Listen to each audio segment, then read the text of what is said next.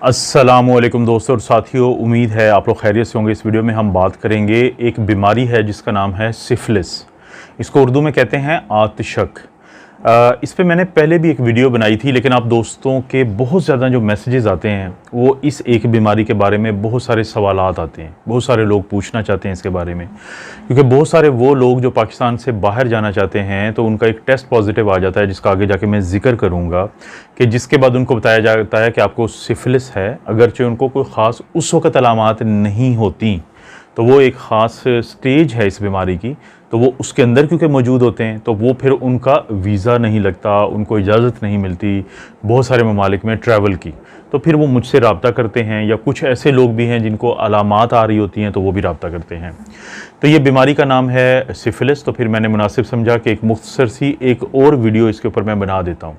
Syphilis जो है ये जिनसी बीमारियों में इसका शुमार होता है, जिनको हम वेनेरियल डिजीज़ कहते हैं। ये हम जिन्स परस्त जो मर्द हजरात होते हैं उनके अंदर सबसे ज़्यादा पाई जाती है, और उसके अलावा दूसरे मर्दों में भी पाई जाती है। आम मर्द यानी कि जो जिन्हें हम हेट्रोसेक्सुअल कहते हैं।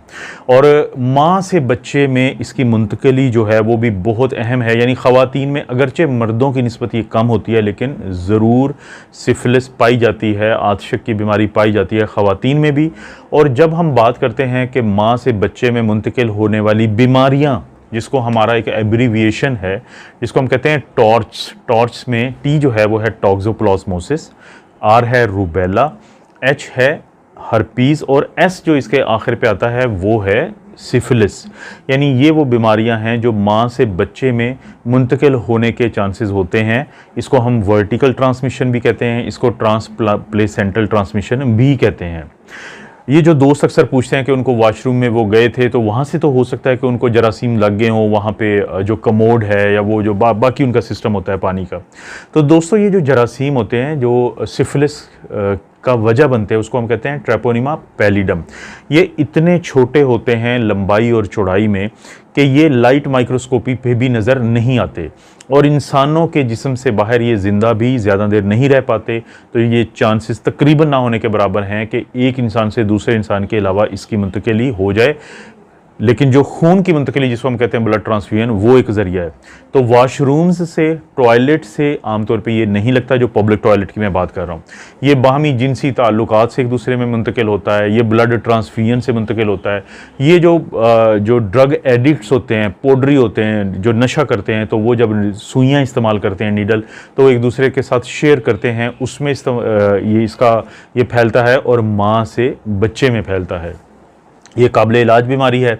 इसका वक़्त पे जो तशख़ीस है वो बहुत ज़रूरी है कि अगर ये वक़्त पे तशख़ीस हो जाए तो इसको जो है फिर काबू किया जा सकता है। इसमें एक बात को समझना ज़रूरी है कि जब लोगों को ये जरासीम उनके अंदर जाते हैं तो 10 दिन से लेकर 90 दिन, यानी तकरीबन 15 दिन आप लगाएं, आधे महीने से लेकर 3 महीने तक उनको अलामात आना शुरू हो जाएंगी किसी भी वक्त। इनकी अलामात के लिहाज से हम इसको 4 हिस्सों में तकसीम करते हैं: primary stage, secondary stage, latent stage और टर्शरी स्टेज। यानी इब्तदाई स्टेज, दरमियान की स्टेज और फिर गुम स्टेज। लेटेंट का मतलब होता है कि एक चीज़ मौजूद है लेकिन वो अपने आसार ज़ाहिर नहीं कर रही, तो उसको हम लेटेंट कहते हैं, या छुपी हुई या खामोश फेज़। और टर्शरी होती है तीसरे दर्जे पे जाके, लेटेंट के बाद जो टर्शरी फेज़ है कि वहाँ पे।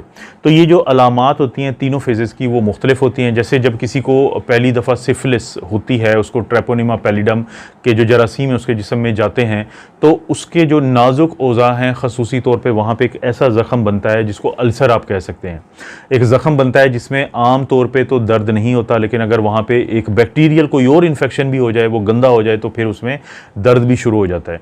तो अमूमी तौर पे तो मर्द और ख़वातीन के ये नाजुक जो औज़ा जिसको हम कहते हैं वहाँ पे बनता है, लेकिन उसके अलावा ये मुंह पे बन सकता है, ये चेस्ट पे बन सकता है, ये चेहरे पे कहीं पे बन सकता है, ये गर्दन पे बन सकता है। ये एक ज़ख़म होता है। तो ये ज़ख़म जब किसी को हो और वो जाके डॉक्टर से रब्ता करे तो डॉक्टर उनसे पूरी हिस्ट्री लेके बता सकते हैं कि आपको ये सिफिलिस हो सकती है। तो इब्तदाई स्टेज के बाद फिर जो दूसरी है जिसको हम सेकेंडरी स्टेज कहते हैं, तो इस अल्सर के अलावा सेकेंडरी स्टेज में रैश बनता है पूरे जिस्म पे, यानी पूरे जिस्म पे जो सुर्ख रंग के निशानात बनना शुरू हो जाते हैं, बड़े मखसूस किस्म के जो डॉक्टर पहचान लेते हैं फौरी तौर पे भी इन चीज़ों को। और उसके अलावा बाज़ लोगों में कुछ जगहों से बाल गिरना शुरू हो जाते हैं जिसको एलोपेशिया कहते हैं, और बाज़ लोगों में एक गोमड़ जिसका आप कह सकते हैं गिल्टियाँ टाइप के जो है वो निशानात बनना शुरू हो जाएंगे, तो जिसको हम कहते हैं कंडाइलोमेटा लेटा। तो कंडाइलोमेटा लेटा जो है वो बनना शुरू हो जाते हैं।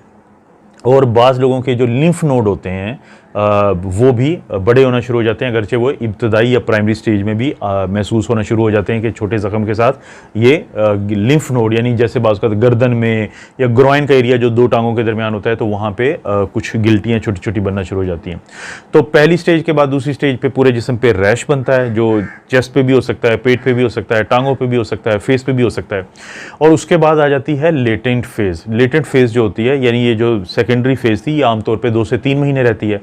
उसके बाद मरीज़ में ट्रेपोनिमा पैलिडम जो इन्फेक्शन है वो रहेगी, अगरचे एंटीबॉडीज़ बनती हैं जिसको आगे हम टेस्ट करके पता चल जाता है हमें, लेकिन वो इतनी काबिल नहीं होती कि इसको मार भगाएं। तो ये जो जरासीम है ट्रेपोनिमा पैलिडम का, ये इंसानों के अंदर जाके चुप करके बैठ जाता है, आमतौर पे अलामात नहीं आने देता। 15 साल 20 साल ये बैठा रहता है। और हमें कैसे पता चलता है? टेस्ट करने से पता चलता है, जो मैं आगे बताऊँगा कि तशख़ीस कैसे करते हैं। तो लेटेंट के बाद जो तीसरी स्टेज है, जो टर्शरी है, वो खुदा न खास्ता ख़तरनाक स्टेज होती है, क्योंकि बाज़ औक़ात मरीज़ का जो दिमाग है उस पे जाके ये जो जरासीम हमलावर होते हैं। और बाज़ औक़ात इंसानों के दिल का एक खून की बड़ी नाली होती है जिसको हम आयोर्टा कहते हैं, तो वहाँ पे हमलावर होते हैं। और बाज़ लोगों में बड़े बुरे किस्म के जो ज़ख़म हैं वो बनते हैं गम्मास, जिनको हम कहते हैं कि उनके मुंह के अंदर बन जाएंगे, उनके जिस्म पे कहीं पे भी रस्ते हुए ज़ख़म बनाना शुरू कर देते हैं, ये गम्मास जिसको मैंने नाम लिया। तो ये जो टर्शरी स्टेज होती है, टर्शरी स्टेज की वजह से 20% हर 100 में से जो 20 लोग हैं, खुदा न खास्ता उनकी जान भी जा सकती है। तो ये बहुत कम सेक्सुअली ट्रांसमिटेड डिजीज़, यानी जिनसी तौर पे एक शख्स से दूसरे शख्स को मुंतकिल होने वाली बीमारियों में से एक ऐसी बीमारी है जो इंसानों की जान भी लेती है। तो इसलिए, लेकिन अगर आप इसको टर्शरी स्टेज से पहले इसका इलाज कर देते हैं तो इंसानों की ज़िंदगियाँ बचने के चांसेस बहुत ज़्यादा होते हैं। तो किसी को टर्शरी में अगर ब्रेन का मसला बन गया, दिमाग तक ये चला जाता है, तो इंसान जो है उसके अलामात में आता है कि सर में दर्द रहता है, होश प्रॉपर नहीं रहता, गर्दन में दर्द रहता है, उल्टियाँ आती हैं, चक्कर आते हैं। और अगर किसी को दिल का मसला बनता है तो दिल की खून की बड़ी नाली, जैसे मैंने बताया था कि आयोर्टा है, तो उसमें जाके ये उसकी खून की पतली नालियाँ होती हैं, वेज़ोरम होती है, फिर उसकी जो आयोर्टा की जो दीवार होती है उसको नुकसान पहुँचाता है, तो वो उससे आयोर्टा फैलता है, जिससे इन मरीज़ों को दिल के काफ़ी मसाइल बन जाते हैं। दिल की धड़कन ज़्यादा होगी, चेस्ट पेन होगा, कमर में दर्द होगा, और भी इस तरह के काफ़ी सारे मसाइल का वो शिकार हो जाते हैं। तो इसीलिए 4 स्टेजेस मैंने आपको बताई हैं, प्राइमरी है, सेकेंडरी है, लेटेंट है और टर्शरी है। कैसे इसकी तशख़ीस होती है? किसी को जब भी ये ज़ख़म बनता है प्राइमरी स्टेज का और वो अपने डॉक्टर को जाके दिखाते हैं, तो डॉक्टर उनसे तफसीलन हिस्ट्री लेते हैं, और सबसे बड़ी हिस्ट्री के अंदर शामिल होती है सेक्शुअल हिस्ट्री, कि आपके जिनसी ताल्लुकात कैसे हैं, आप एक से ज़्यादा लोगों से आपके ताल्लुकात हैं, मर्दों के आपस में अगर ताल्लुकात हैं, और आप अगर कोई बच्चे को लेके जाते हैं कि 2 साल का जो बच्चा होता है, इसको हम कंजेनिटल सिफिलिस कहते हैं, जो माँ से बच्चे में मुंतकिल होते हैं, तो आमतौर पर 2 साल से कम उम्र के बच्चे में ये अलामात आना शुरू हो जाती हैं, चाहे वो रैश हो, चाहे वो मुंह में ज़ख़म बनना हो, कहीं पे भी ज़ख़म बनना हो। तो माँ की हिस्ट्री बड़ी इंपॉर्टेंट होती है कि क्या जो माँ है जिनके हाँ ये पैदा हुए हैं, तो उनको तो सिफिलिस नहीं था, अगर था तो क्या उसका इलाज हुआ था, अगर हुआ था इलाज तो किस स्टेज पे हुआ था। आखिर में होने वाला इलाज जो है वो ज़्यादा फ़ायदा नहीं देता, आमतौर पर शुरू में बहुत ज़्यादा ज़रूरत होती है इलाज की। तो हिस्ट्री लेने के बाद डॉक्टर आपके फिर कुछ टेस्ट करवाते हैं, बड़े मशहूर टेस्ट हैं, बहुत सारे दोस्त वाकिफ़ होंगे जो मैं टेस्टों का नाम लूँगा। एक होता है VDRL test, venereal disease research laboratory. Venereal का जैसे मैंने पहले भी कहा था कि जो जिनसी ताल्लुकात से फैलने वाली बीमारियों को हम कहते हैं, तो VDRL में एंटीबॉडीज़ चेक की जाती हैं। और VDRL टेस्ट के अलावा अगर किसी का वो पॉजिटिव है, या फिर एक और टेस्ट होता है जिसको हम RPR यानी रैपिड प्लाज्मा रिएजेंट टेस्ट कहते हैं, यानी RPR टेस्ट। तो RPR जो टेस्ट होता है वो भी लोगों का किया जाता है, ये जानने के लिए कि क्या उनके अंदर एंटीबॉडीज़ तो नहीं बनी हुई। और अगर इसको किसी में कन्फर्म करना है, क्योंकि बाज़ लोगों में ये ऐसे होते हैं जिनको हम सीरो फास्ट कहते हैं, कि उनमें सेहत याब होने के बावजूद जो सेहत कामयाबी किस तरफ होती है, दवाइयाँ कौन सी, वो मैं आगे जाके बताता हूँ। तो इसके बावजूद उनमें VDRL का टेस्ट जो है पॉजिटिव आता रहता है काफ़ी अर्सा तक। तो फिर हम एक कहते हैं fluorescent treponemal antibody absorption FTA ABS test करवाते हैं। अगर वो भी कन्फर्म है, वो भी पॉजिटिव है, तो फिर कन्फर्म हो जाता है कि किसी शख्स को अभी है ये सिफिलिस का प्रॉब्लम। तो इलाज बड़ा सादा है, और चाहे वो प्रेग्नेंट ख़वातीन हों, चाहे वो मर्द हजरात हों, ख़वातीन हों, अगर एक दफ़ा तशख़ीस हो जाए तो इलाज किया जाना चाहिए। बच्चों में भी इलाज होता है। तो आम तौर पे जो मेल होते हैं बड़े, यानी एडल्ट्स जिनको हम कहते हैं, एक दफ़ा तशख़ीस हो जाए तो मखसूस किस्म की जो एंटीबायोटिक्स होती हैं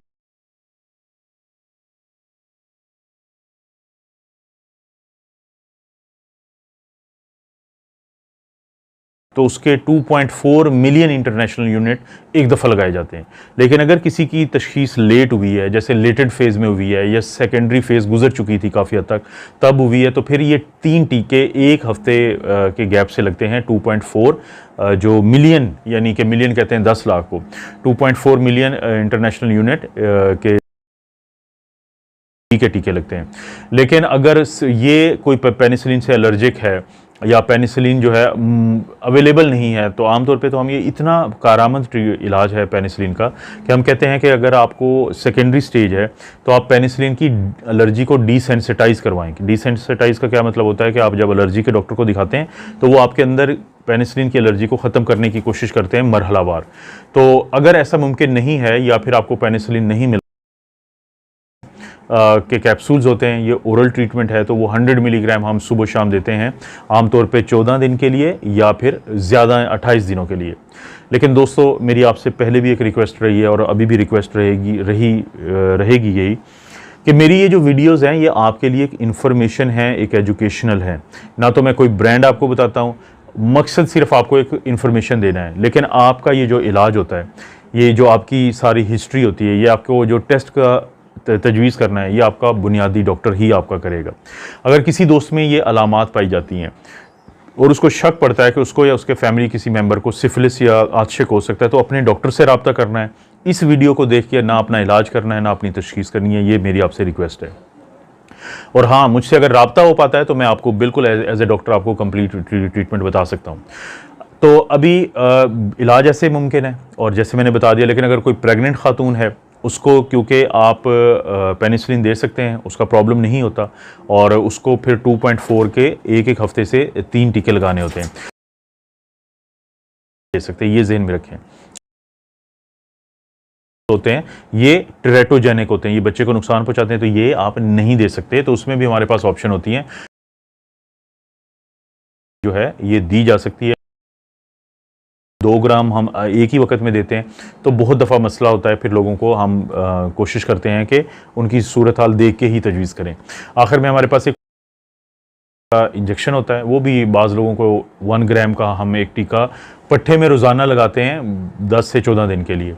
तो ये मुख्तलिफ़ किस्म के, इनमें से कोई मैं आपको ब्रांड नहीं बता रहा हूँ। मैं दोबारा आपसे वाज़ह कर देता हूँ, वो मेरे दोस्त जो बाज़ औक़ात मुझसे ये कहते हैं कि मैं मेडिकल के दोस्तों की बात कर रहा हूँ, तो ये सिर्फ मालूमाती, एजुकेशनल, इंफॉर्मेटिव वीडियोज़ हैं, ताकि किसी को अगर कोई मसला है, किसी के जानने वाले को मसला है, तो उसको पता हो कि डॉक्टर अफजल की फ़लाँ वीडियो में जिक्र हुआ था, तो हम जाके अपने डॉक्टर से रब्ता करते हैं, तो वो फिर आपको बताएंगे।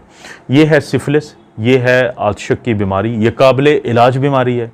तो मेरी कोशिश होगी कि इस चैनल पे वो बीमारियां भी जिस पे आम तौर पे बात करते हुए लोग घबराते हैं, तो तिब के पॉइंट ऑफ व्यू से, मेडिकल के पॉइंट ऑफ व्यू से मैं आप लोगों से ज़रूर वो बातें करूं, शेयर करूं। और अगर किसी का मुझसे रब्ता हो पाता है और मैं जवाब दे पाता हूं, ज़ाहिर है हर एक को जवाब देना मुश्किल हो जाता है, मेरी अपनी मसरूफियात होती हैं, तो मैं इंशाल्लाह उस वक्त भी कोशिश करूँगा कि आप लोगों को गाइड कर सकूँ। किसी हद तक मैंने कोशिश की है बताने की, हो सकता है कुछ इन्फॉर्मेशन रह जाए, तो वो आप लोगों को मज़ीद मुख्तलिफ़ जगहों से मिल सकती है। आप अपना और अपनी फैमिली का ख्याल रखें। अल्लाह ताला आपको और आपकी फैमिली को हर किस्म की बुराई, बीमारी और आजमाइश से महफूज रखें।